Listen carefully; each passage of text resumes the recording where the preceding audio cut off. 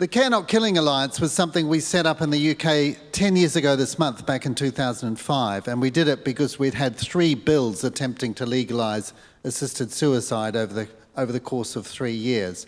And the aim was to bring together a whole lot of people who agreed about providing good care and stopping a change in the law, but who actually, as it turned out, disagreed on a whole lot of other issues. It was a co-belligerent alliance, if you like, agreed on one issue.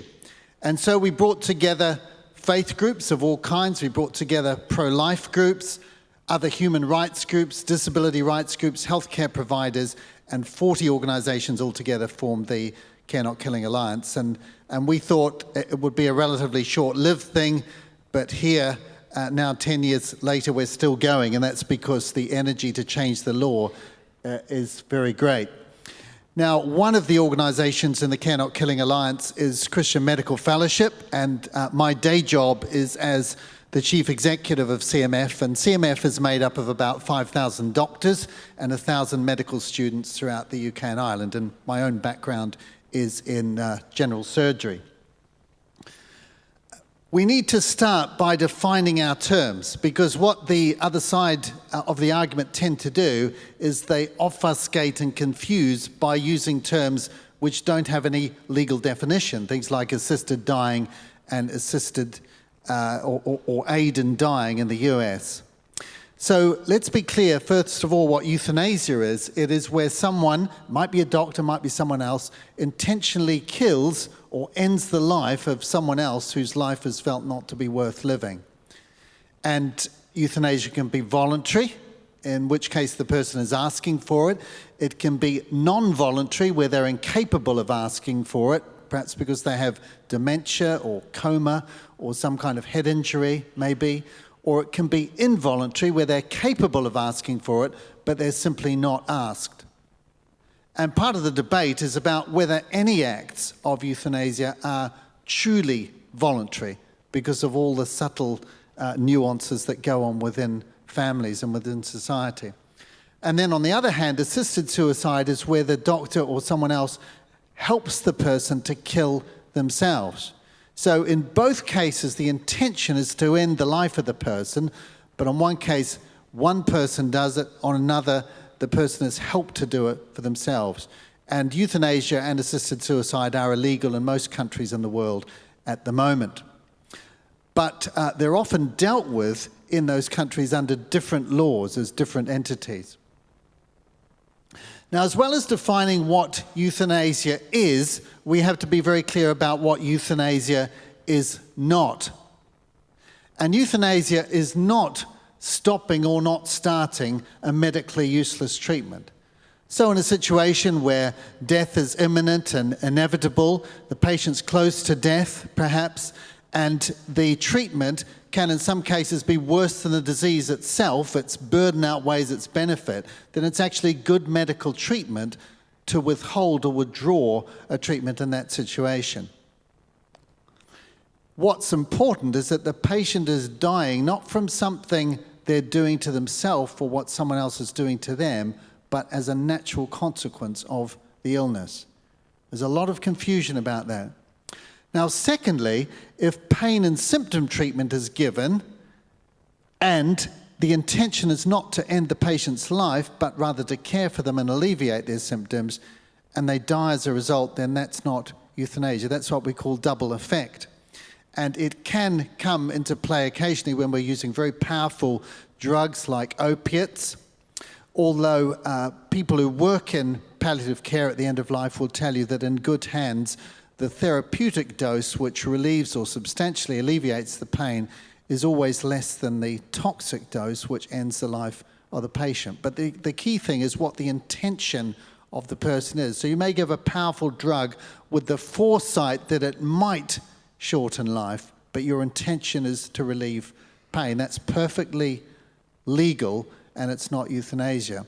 Thirdly, if you've got a mentally competent patient who can decide for themselves, who refuses treatment and they die as a consequence of their disease, that's not euthanasia anyway. Now, the reason it's so important to grasp these things is because people who are on the other side of the debate will be continually saying, well, we're doing it anyway by withdrawing treatment, by giving morphine. We're not. It's a completely different issue. So let's be clear first about what it is and what it isn't. Now, at the moment, in New Zealand, you don't have any bill on the statute book or coming up for discussion, but in the last few years, there has been a bill introduced by Labour MP Marion Street called the End of Life Choice Bill. And she withdrew it after putting it down. There was another MP, Ian Lees-Galloway, who was also talking about doing it. He was asked by Andrew Little not to do so close to the election, and so he withdrew it, and there's currently no bill under consideration. But there could be another one coming. And what we find interesting about this particular bill is that there's no more liberal bill that I've seen anywhere, tabled anywhere in the world, than the End of Life Choice Bill. Well, why is that? Well, the first clause, any mentally competent New Zealand resident over 18 years of age who has a terminal illness or other medical condition that's likely to end his or her life within 12 months. Well, that part is not different from some other pieces of legislation in other jurisdictions. But when you go beyond that, look at the second one. An irreversible physical or mental medical condition that is in the person's view, renders his or her life unbearable. And think about what could fall within the scope of that. Heart disease, lung disease, arthritis, diabetes, all sorts of mental illnesses, because it's a totally subjective judgment about whether the person finds it unbearable. In fact, one might even argue that life itself falls within that clause. And then the third one, if you've registered an end-of-life directive that comes into effect on the occurrence of a specified situation, and this situation has occurred, what happens there is that someone signs a piece of paper, they lose mental competence, then that piece of paper can be used subsequently by someone else who has an interest in their death, either financial or emotional. So where are we at now? Well, we've had this very high-profile case of Lucretia Seales, the lawyer who was diagnosed with a brain tumour back in 2011, and then was told she'd live a few weeks, but she lived several years, and then she brought a case which was considered in the High Court in New Zealand and eventually thrown out. And Justice Collins said at the time that these complex issues had to be decided in Parliament and not by the courts. That was the key thing. And so then Lucretia Seales actually died on pretty much the same day that this judgment came out. But what this did was considerably up the ante in New Zealand, so that since that time, we've had, after the court case, people have signed a petition asking Parliament to act. We have had at least one MP say that he will bring a bill, or we don't know what the detail of that bill is going to be, and the Health Select Committee is currently now looking at the issue, and very shortly they're going to issue a consultation and ask all New Zealanders and groups around the world as well what they think about legislation in this area. So that's currently where we're at. Now let's look at the international scene. First of all, there are different sorts of countries. There are countries that have resisted multiple attempts to change the law, and I'd put Australia and the UK in that bracket. We're going to talk about each one of these brackets, but not look at all the countries. There are 3 countries which have legalized euthanasia, and some of them assisted suicide as well. That's the Benelux countries of the Netherlands, Belgium, and Luxembourg. There are some jurisdictions, 3 of them US states, 1 a country, Switzerland, which have made assisted suicide legal, but not euthanasia. And then there is 1 country, Canada, which is currently hanging in the balance because of a Supreme Court judgment that's asked the Parliament to act, and they've not yet done so. And then there are others, of which New Zealand is amongst many, which are really just starting in the whole process. Now, if we compare this issue with same-sex marriage that we've just been hearing about from Ryan, what's really interesting to me is how the speed that euthanasia is moving relative to same-sex marriage legislation, because it's incredibly slow. Euthanasia, first countries to change the law were 2001. Now, we might say that Belgium and the Netherlands were practicing it to some level before that, but that's when they actually changed the law. The first US state was in 1997, just 4 years earlier, and now there are 4 countries and 3 US states after 15 years. Now, compare that with same-sex marriage, where the first country, the Netherlands, changed the law to allow it in the same year, but we're now looking at 20 countries and greater than 50 US states because of the Supreme Court judgment. Now, why is it that one is moving incredibly fast and the other's much slower? Well, I think there are a variety of reasons. First of all, those who are wanting to legalize same-sex marriage are probably much better organized internationally. And if you go to the ILGA, the International Lesbian and Gay Association website, you can look up any country in the world and find out what the objectives are legislatively for that country coming up. There's been perhaps a lot more financial support on same-sex marriage, particularly from corporates and individuals. Maybe it's got more of a cultural resonance with the way things are happening. There's been more media support as a result, but also the nature of the opposition has been different. And what I mean by that is that when we're talking about same-sex marriage, it tends to be largely religious or faith-based opposition that's been most vocal. But in the case of euthanasia, there are other very powerful lobby groups as well, and particularly the medical profession and the disability rights community. Now, in the UK, we've had 9 attempts to change the law in the last 12 years, 9 attempts. And we've had 4 in the last 18 months. 3 of them are already dead in the water. One bill ran out of time. Another one came too low in the ballot to merit any discussion. One's just been very heavily defeated in Scotland. And we've got another one, the Maris bill, which is due for its debate stage reading on the 11th of September, so shortly after I get back to the UK. And we're already winding up to that. So there's a huge amount of interest in the media. But it is absolutely relentless, bill after bill after bill in the UK. And you can say, well, if 75% of people in most opinion polls seem to support it, then why hasn't it yet happened? And that's a very good question. And the answer to that is because, on the one hand, the opinion poll support is not committed support, in the sense that people don't vote in national elections on this issue. It tends to be reflex support that's largely drawn by hard cases that have been very prominent in the media. But that when people look at it in more detail and ask the questions, that support drops quite dramatically. In fact, it drops amongst the public as well. We asked people in an official opinion poll how many supported a change in the law to support Falconer's bill, which was a recent bill attempting to legalize assisted suicide. And 73% said yes. We then asked them if they would change their point of view knowing 5 facts. And those facts included such things as that every medical college opposes it, every disability rights group opposes it, that in jurisdictions where the law has been changed, there's been mission creep and increasing numbers. And we found that in response to those 5 statements, that 73% dropped down to 43%, substantially less than half. But the real reason is that there have been opposition from a whole lot of different groups, as I mentioned already, and in particular, doctors and disability rights groups. Also, many of the elected party leaders in the UK are opposed to a change in the law. We'll come back to why shortly.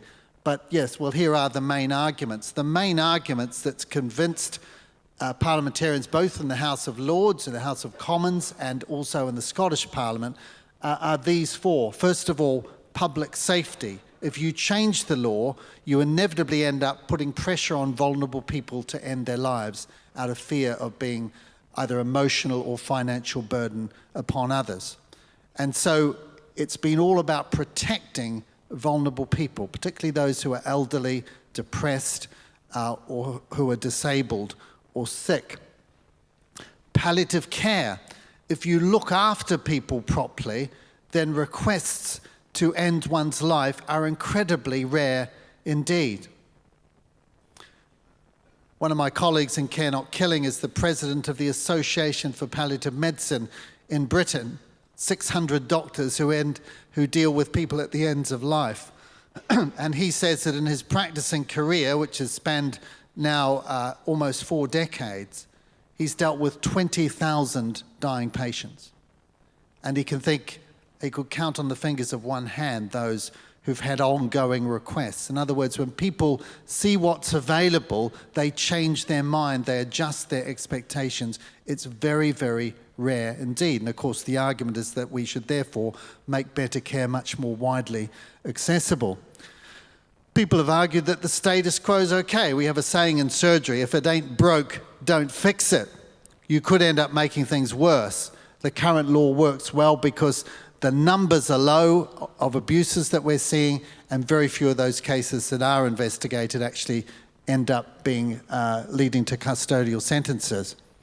And then finally, the opposition from these other groups. Now, back in the early 90s, there was a House of Lords inquiry, and it summed it up in a way that people are still summing this issue up, that it was virtually impossible to ensure all acts of euthanasia were truly voluntary, and that the law would not be abused. They were concerned that vulnerable people would feel pressure, whether real or imagined, to request early death. You see, because it's not just about blatant coercion. It's about felt duty. It's about the subtleties that go on within families. It's about encouragement that's perhaps just not given, that people end up feeling that the decent thing is to end their life. And so this is held. Disability rights leaders, over 30 organisations on both sides of the Atlantic wrote to every member of the House of Lords saying that as disabled people we understand vulnerability and we think it's very dangerous to change the law because of the judgments that people make about the worth of our lives. And amongst these people are some very prominent disability rights campaigners who've got into the House of Lords. Tanny Gray-Thompson, multiple gold medal winning Paralympic athlete, who's now one of the strongest spokesmen against a change in the law, not coming from any faith background at all. And these people will tell us that they are the canaries in the coal mine. You have a canary in the coal mine to warn you of a gas leak, and they notice it before anybody else does. And disabled people are the canaries in the coal mine on this issue because they sound the warning, because they understand vulnerability. Medical profession I mentioned, so the British Medical Association, all the major royal colleges are against a change in the law, and that the current law works well. On the one hand, the penalties that it holds in reserve act as a very powerful deterrent to exploitation and abuse. They make people think. On the other hand, very few cases get prosecuted, and those that do often get off with light sentences, because on the one hand, the law has a stern face to deter abuse. On the other one, it has a kind heart to deal mercifully with difficult cases. And so we say the evidence that the law is working is that we both see a low number of cases and very few. And the point is that hard cases in any circumstance make bad laws. But in a free and democratic society, we recognize that we need laws because we recognize that there are limits to personal freedom, that we're not entitled to the freedoms which undermine the reasonable freedoms of others. And changing the law for a small group of determined people actually then removes legal protection from a much wider group of vulnerable people who then become prey to those with an interest in their deaths. The best kind of laws, this is Elizabeth Butler-Sloss, another prominent lawyer, member of the House of Lords, and she said, laws like nation states are more secure when their boundaries rest on natural frontiers. The law that we have rests on such a frontier. The law's there to protect us all. We tinker with it at our peril. Now, that's not as easy to understand in a country like New Zealand, where our nearest neighbours are over 1,000 miles away and they're pretty friendly, except perhaps on the sports field. But we're not aware of the Australians planning an invasion here. But if you live in a landlocked country in Europe, then you want your borders to lie along mountain ranges and coastlines and rivers because they're much easier to defend. And in the same way, the best laws are those which have very clear-cut boundaries. You must not travel against above 100 kilometres per hour on the highway. We don't say it's 100 kilometres per hour unless you've got a sick child or you're late for a really important appointment or you happen to be an MP. It's clear, and then we deal with the cases of those after proper investigation who have a legitimate excuse, and that's the best kind of law in this case as well. So there's been very little demand in Britain. So let's look at some of these other countries and what's happening there, because I think they sound a warning, and I want to draw out some of the lessons of those. So first of all, Switzerland, it has legalized assisted suicide right back in the 1930s. It's a very unusual law. Recently, they've had referenda. They haven't changed the law. People seem to want it the way it is. And we hear a huge amount in Britain about the Dignitas facility for assisted suicide in Zurich. This is Ludwig Manelli who runs it. And we've had, you can see the numbers from various European countries. So Britain is second here of citizens who go and end their lives by taking a draft of barbiturate at Dignitas. And what we see in Dignitas is that it's all sorts of cases, not just cancer cases, but people with arthritis, blindness, spinal injury, diabetes, some who've just perfectly well, but they've lost a husband or wife, or they just feel their life is no longer worth living. And the problem is that every case that goes to Dignitas becomes a front-page news story in Britain and raises questions, although in fact the number going 15 to 20 per year is absolutely tiny compared with the total number of deaths each year in Britain of 500,000. That's the difference we're looking at. But a number of newspapers in Britain have been telling the story about what's been really happening and the abuses that happen in Dignitas. Body bags in ventilators, in elevators, lifts, because they ran it in a residential block. 2 Germans who were killed in a car park because they were thrown out of their building. Cremation urns in Lake Zurich. This lady worked as a nurse and reported how personal effects were gathered up and then flogged off on eBay and other places. And there have been accusations of profiteering. These were some of the 300 or so urns that were dredged out of Lake Zurich. The relatives thought that their deceased relatives had had decent burials, but as it happened, they were just rowing out into the middle of the lake with them. And it raises the whole question, too, of what we call suicide contagion. Most of the cases we see in Britain now got the idea by seeing someone else who went. And this guy at the top here, his name was Reg Crew. Back in 2003, he was the first Brit to go to Dignitas, but he went with an ITV news crew. So it became an international story, and we've had more subsequently. The chap down the bottom, John Close, and his sister Leslie, who's now a spokesperson for changing the law, John saw Reg on television. That's where he got the idea.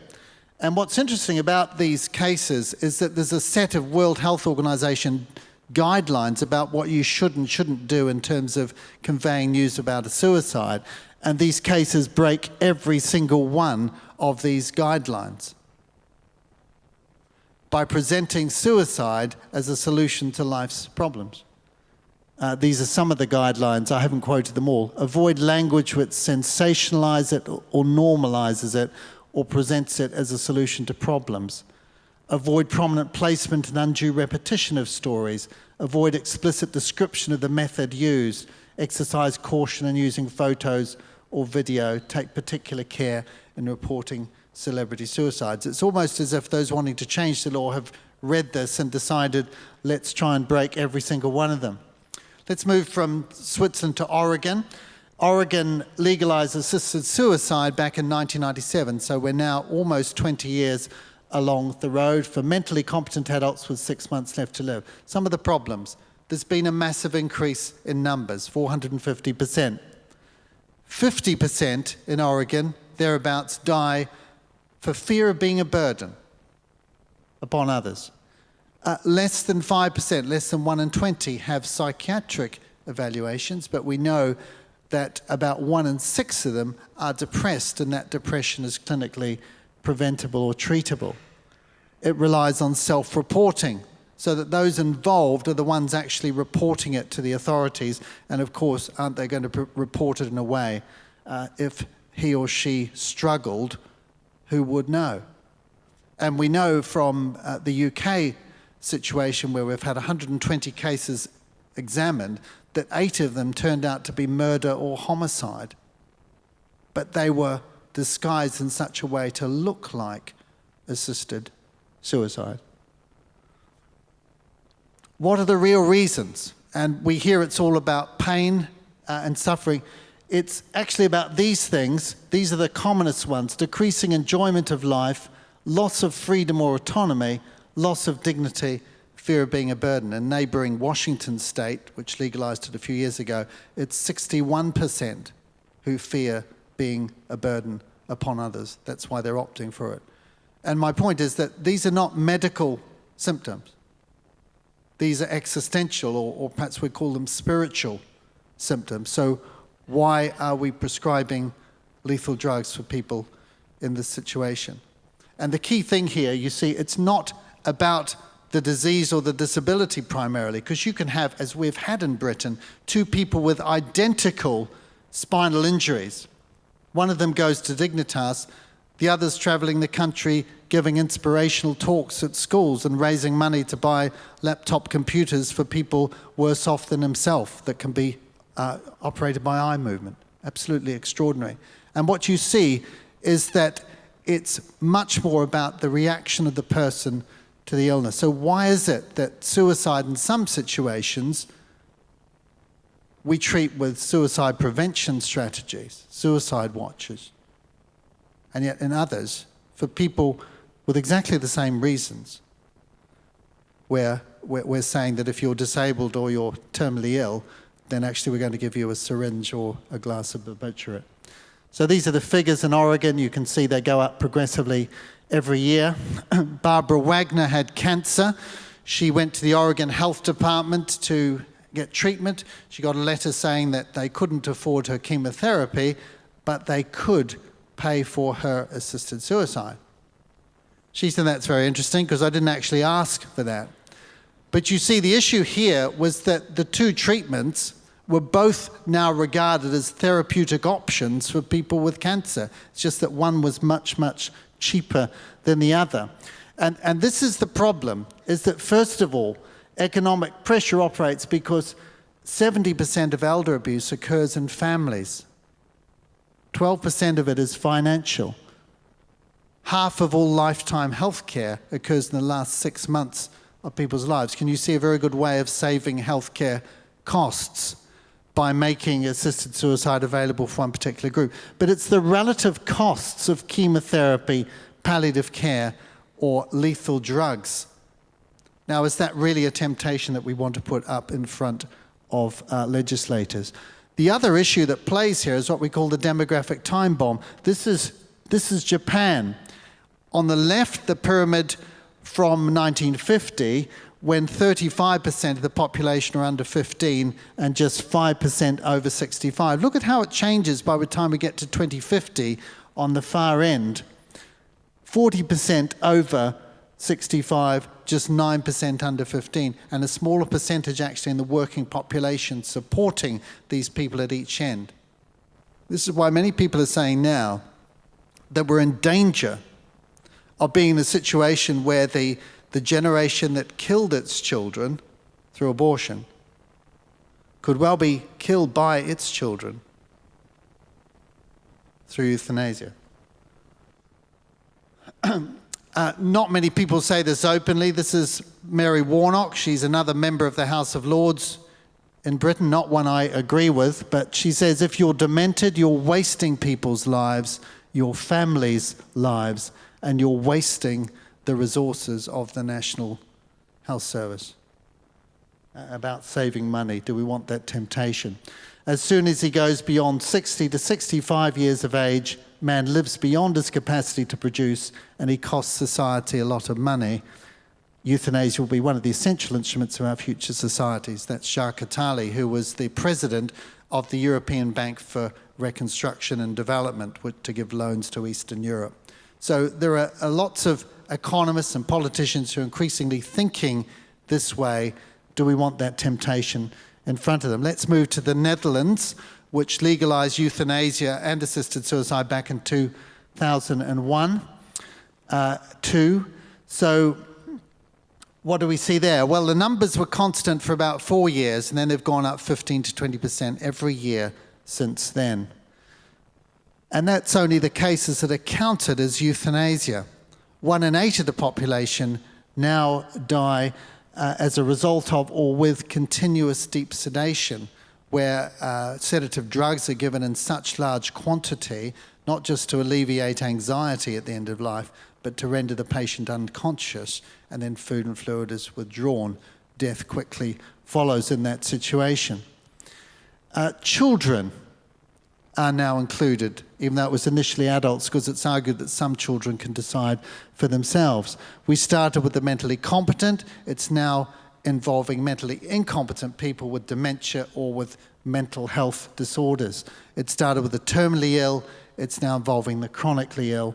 And under the Groningen Protocol, named after one of the cities in the Netherlands, there have been a number of babies with congenital abnormalities like spina bifida who've been given lethal injections, even though this is illegal under the current law. No prosecutions have followed. So there we have the figures in the second block there. You can see the actual numbers, which are carefully documented every year, and the way they've gone up every year since 2006. So I don't talk about the slippery slope. I think it's more accurate to talk about incremental extension, or alternatively mission creep, because this is an active process. And the argument is that if you change the law for any group of people at all, then what will next happen is that someone will come up who falls outside those criteria, another hard case, and there'll be pressure to widen it. Or perhaps with no change in the law at all, a sympathetic doctor will widen it, and that's what's happened in the Netherlands. So it's not just the law you pass, it's the practice that follows. People will go up to the new law, some will go beyond it, and then also the whole public conscience will change so that people will accept a situation they would never have done so before. And the reason for this is that if you think about the main arguments for euthanasia-assisted suicide, there are two. We've talked about economics, but the main two are choice and compassion. The problem is that those two arguments apply to a very, very wide range of people. So I may not fit the criteria, but why shouldn't I have the choice? Why shouldn't compassion dictate that I can have it as well? And the problem is that once you legalize it for a small circumscribed group, immediately people will be saying that's discriminatory, and they'll be using equality legislation to crank it up. That's exactly what we see. Better to have a law which is clear. Belgium, neighboring Belgium, so these are the figures there. You can see massive increase every year. Warning to Britain is half of Belgium's euthanasia nurses admit to killing without consent. And all this data comes from peer-reviewed journals that's been picked up by the newspapers. Now, that headline is concerning for two reasons. First of all, because actually it's not legal for nurses to carry out euthanasia in Belgium. And it's not legal for anybody to have euthanasia without consent. You see, people go beyond the law. Have there been any prosecutions of these nurses? No. No.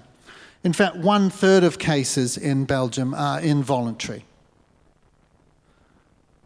50% of cases are unreported. How do we know that? Well, there have been confidential surveys carried out of doctors. It's pretty reliable. Euthanasia patients are now used as organ donors. They talk about organ transplant euthanasia being practiced at the moment in Belgium, shamelessly written up in medical journals with all the clinical details.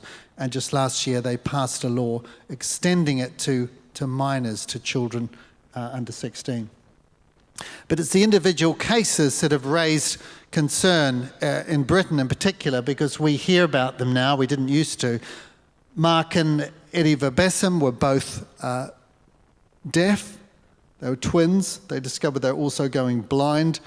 They had euthanasia together. And G, we don't know her real surname, but a documented case of a woman who had anorexia, euthanasia.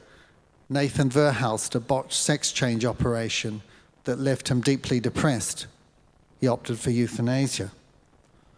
One of our leading campaigners from Belgium, a chap called Tom Mortier, got involved because he got a letter from a hospital saying, "Your mother had euthanasia yesterday, would you come and pick up her personal effects?"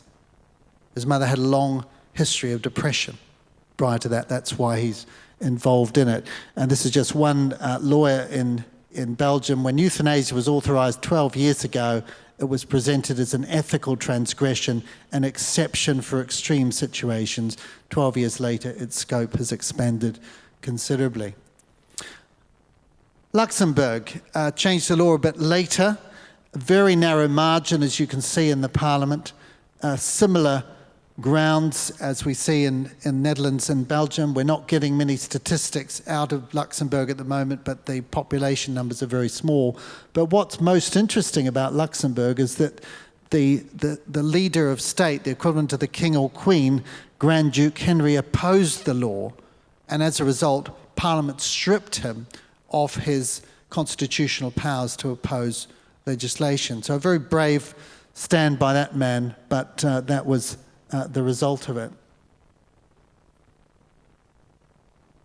Of course, there's other history in Europe as well, and you've got to be very careful talking about Nuremberg, but not many people are aware that there were 23 doctors who came to the Nuremberg trials after the Second World War because of their involvement in what we now know as the Nazi Holocaust.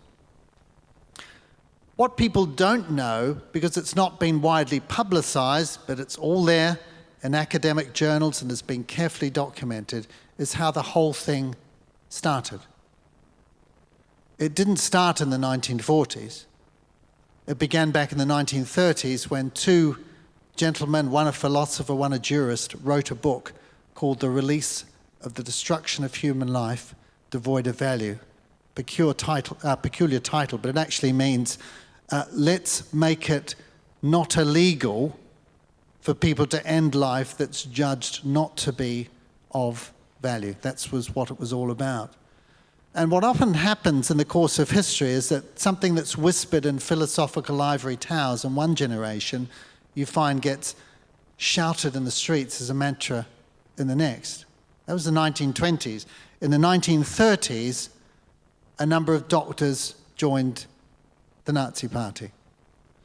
But a propaganda campaign began as well, and it had several components. One was a film called I Accuse, in which a doctor gave a lethal injection to his wife with her consent. She had multiple sclerosis, whilst a colleague played piano music in the next room. And it was all about helping people to accept the idea that it was a good thing actually to end life.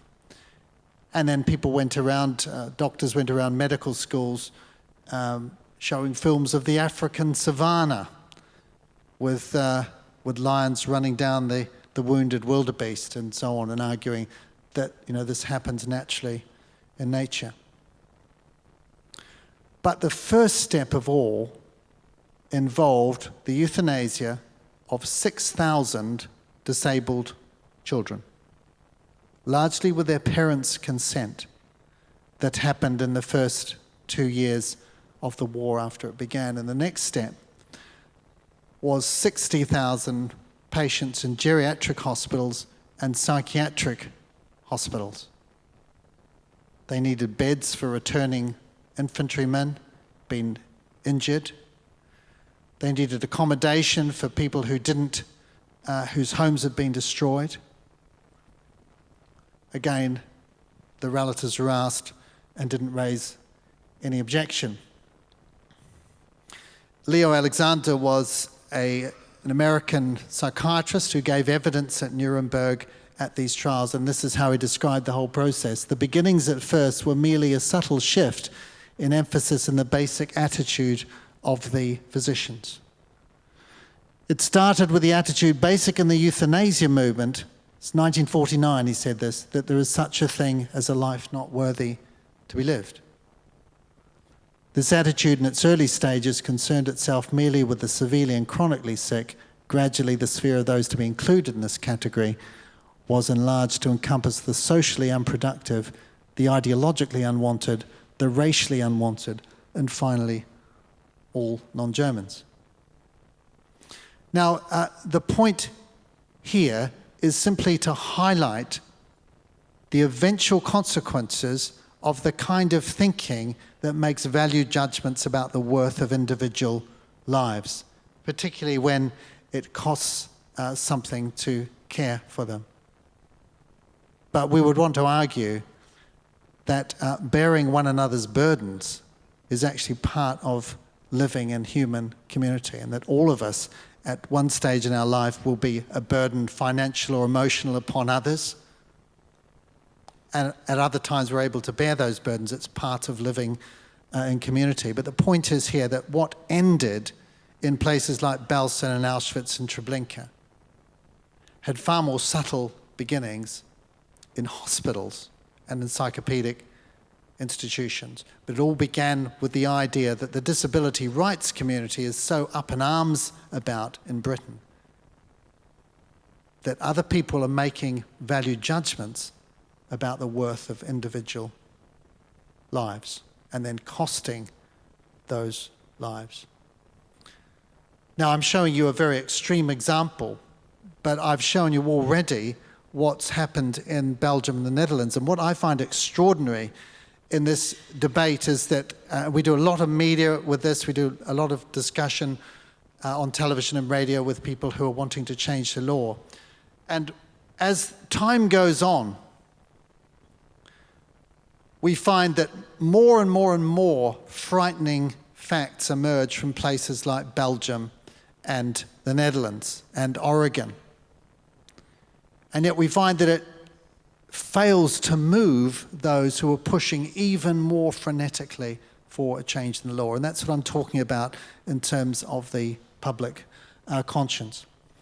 So what do you require for a slippery slope, or for what I've called incremental extension, pushing the envelope, mission creep?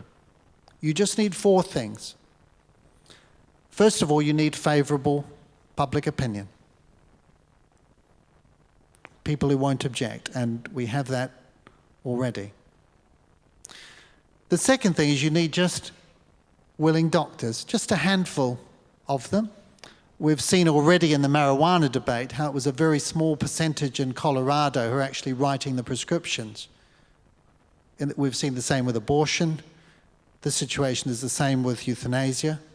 And in jurisdictions which have changed the law, in Oregon is one very good example, the doctors who are involved in this whole process are the doctors who are already members of or closely affiliated with Compassion and Choices, the organization pushing for a change in the law and defending the new law that they've got. You need economic pressure.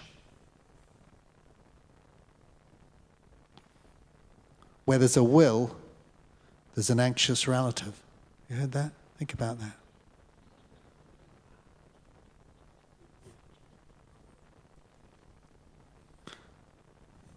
And a law allowing it. Well, I'd suggest that the last one is the only thing that you don't have in this country, that we don't have yet in Britain, that almost all of the world countries don't yet have. And that's why it's so important to keep the law as it is. I think that's our last one. Now, there'll be an opportunity for questions later on, and Ryan Anderson is also going to speak to this issue in a more philosophical way this afternoon. I'm sure you'll find that these facts and this international overview will complement that. So thank you for your time and attention. Serious one. My father had a brain tumour 15 years ago. He had 6 weeks to live. The last week he was unconscious. Food and water was withdrawn. He stayed at home and we wet his lips with damp cotton buds. His breathing noise filled the house day and night. He finally died late Christmas night. Is that palliative care? Well, it's difficult to comment on the individual case, not knowing all the clinical details. We've got something very brief there. And I can't comment on that individual case. I think my comment would be to say there are lots of different ways of dying, and some of them are not very pleasant. And we would not want to, at any point today, try to create the impression that dying is always easy. It can be very difficult. There are some diseases and disabilities that make those last days very, very difficult. What palliative medicine does, palliative care does, is that it makes that natural dying process much easier, because the dying is associated with lots of different symptoms. There might be pain, might be nausea, might be dehydration, things that can be treated or managed or improved, and there are other things like paralysis that cannot be reversed. But I'd emphasise that it is a specialist area where we need people who are very highly trained, that not all doctors know how to manage every dying patient, and that for each patient the right decision needs to be made about the place where they're cared for, who is actually looking after them, and then the kind of treatments that are available for them. If I was dying, or if one of my family members were dying, particularly of one of the worst ways of dying, then I would want the very best care in the right place for them. And I speak as someone, not just a doctor who's managed many dying patients, but as a child who's lost his father from a very difficult case of dementia, very rapidly progressive. My grandfather died of a disseminated cancer with spinal secondaries and had quite significant pain and paralysis at the end that was difficult to control. But in spite of all of that, it doesn't change my views one bit on euthanasia. I think what we need is the best possible care and the best trained people. Okay. The threshold of what constitutes loss of dignity varies widely from person to person. Can you unpack this phrase further? How do we best expose the flaw in this argument as justification for euthanasia? And perhaps I can just give an example. A family who my parents were close to, the mother and the 2 boys had Huntington's disease, which is hereditary. It's a horrible disease. The mother lived with it and died with it, effectively allowing it to take its course. But one of the boys, who was involved in the political world, wasn't willing to. Now, so that argument is always used. Why would we allow somebody to suffer to the end, knowing what that end is going to be like? So where's the dignity in that? Well, I think this word dignity is very interesting because it means different things to different people. My own, perhaps the popular view is that the dignity in life depends upon its quality, so that people will say, well, my life ceases to have dignity if I'm disabled or sick or elderly or perhaps even depressed, suffering from a mental illness. I think that dignity is something that belongs to every human being, that no age or illness or disability or disease process can rob us of, that every single human being has dignity. And that we need to be emphasising, this is exactly what the disability rights lobby is saying, don't judge the value of my life or the worthiness of my life, or make a judgment about how useful my life is. And I think as doctors, we have to be very careful that we don't stray into when we decide that not to treat in a given circumstance, that we're not doing it because we think that the patient is not living a useful life, that they're a useless patient. That's not the sort of value judgment that any doctor is entitled to make. I think we are entitled to make decisions about whether a treatment is useless or useful, or if its benefit outweighs or its burden outweighs its benefit. But so often what we're hearing in this debate is that people are making a subjective value about their, judgment about their lives, and saying that they should have the choice to be able to end it. And I think we come back to this question of public safety and hard cases making bad laws again and again, because you cannot frame a law that allows for an individual to kill themselves, or to have helped to kill themselves, or to have their life ended by someone without at exactly the same stroke removing legal protection from other people with the same categories of illness. And that's incredibly dangerous because of the incremental extension that inevitably follows. So, yes, what I find so fascinating about this, and I alluded to it earlier, is that it's not actually about the disease, it's about the person. Now, I gave the example of the man who had paraplegia. I think of this rugby player, if I can use an English rugby example, who was a front row forward, scrum collapsed, he ended up quadriplegic, still able to speak but needed to be on a ventilator. And yet, you spend some time with him, as I did, and you wonder why you ever complained about anything in your life. He says, I don't think about what I can't do, I think about what I can do. I can see, I can smell a steak cooking on a barbecue, I can hear. I had my first pint down my nasogastric a week after the accident. He goes around as an inspirational speaker, and raises money for people less fortunate themselves. Then you have another person with exactly the same injury who wants to go off to Dignitas. And ironically, this first guy, name was Matt Hampson, tried to persuade this other chap, Daniel James, not to do it, and he couldn't get through. And yet we have two identical guys. And it's the case with whatever disability or disease you name. We see people with motor neurone disease going to Dignitas. We're not told that the overwhelming majority of those with motor neuron disease don't want assisted dying, so-called, they want assisted living.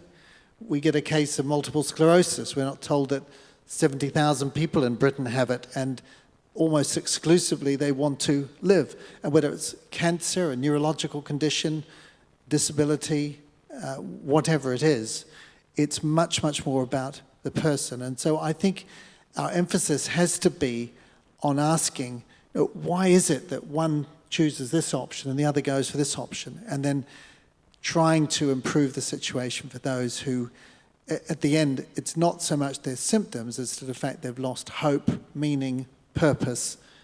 They're often depressed, and we need to address that rather than than saying, well, if I was that, I'd want to die. And that's another fascinating thing. You take young people and you ask teenagers, if ever you were to be rendered quadriplegic, would you want to go on living? Most will tell you no. You ask teenagers who are quadriplegic, 95% plus of them will say, of course I want to go on living. You see, because people adjust their expectations and they change their way of thinking. And that's what we should be doing. And I think that to hand a lethal injection or glass of barbiturate to a desperate person is the ultimate abandonment. And I don't see why we should be doing it for people with disabilities or diseases any more than we should do it for bereaved elderly people or troubled teenagers. You know, we should be helping them to come to a point where they come to value their life and live out what days they have left. What practical actions should we take to make a difference in respect to these issues? What should be our response? So what are you challenging us to do? I mean, we can go away and say it was a great feed and you guys spoke well and etc. But what do you want us to do from here? Yes, I don't think there's one answer for any one person. It depends very much on our individual personality, experience, gifting, the place we have, our age, the opportunities we're given. I got involved in all of this initially by putting my head above the parapet because I felt I just had to say something. And I was desperately concerned about how vulnerable people could be exploited or abused, and that there weren't many people speaking up about it. So I just kind of found myself propelled into a position where, you know, once you open your mouth, you find, and the others are nodding, more and more opportunities come. So I think many people here are people of faith. So I'd say to you first, pray earnestly about it and how you should be involved. I think one of the key things, which you've all done today, is to make steps to being informed. Just by putting aside a whole day to come to this conference, you are now much better informed about all of these issues. And that knowledge and information will be a real driver for you to do more. And then ask what it is in the individual situation that you can do. And these things have been mentioned already. Maybe it's giving money, maybe it's providing support and encouragement, maybe it is having a conversation at the school gate. Maybe it's just when you hear other views being expressed, having the courage to offer a dissenting view or just say, well, I'm not really sure that I agree with you. When this issue comes to more serious parliamentary attention, and I think with the end of life there will eventually be a bill, think at each stage what you can do when the Health Select Committee issues its inquiry. In the next couple of weeks, there'll be an opportunity for every individual, every group to be able to respond to that. There'll be opportunities to write to MPs, perhaps write letters to the editors, maybe write articles, maybe ring up a talkback program and just prepare to give one point clearly and simply. When the actual vote comes around, there'll be more opportunities to influence. So it may be something big or small, but just ask, what is it that I can do? What is it perhaps that only I can do? And then to do that. And believe me, once you stick your head above the parapet and do something, you are committed, and there'll be no shortage of other things for you to do after that. So, have the courage to get involved and do something, and you'll be on what's largely a pretty exciting journey, I think.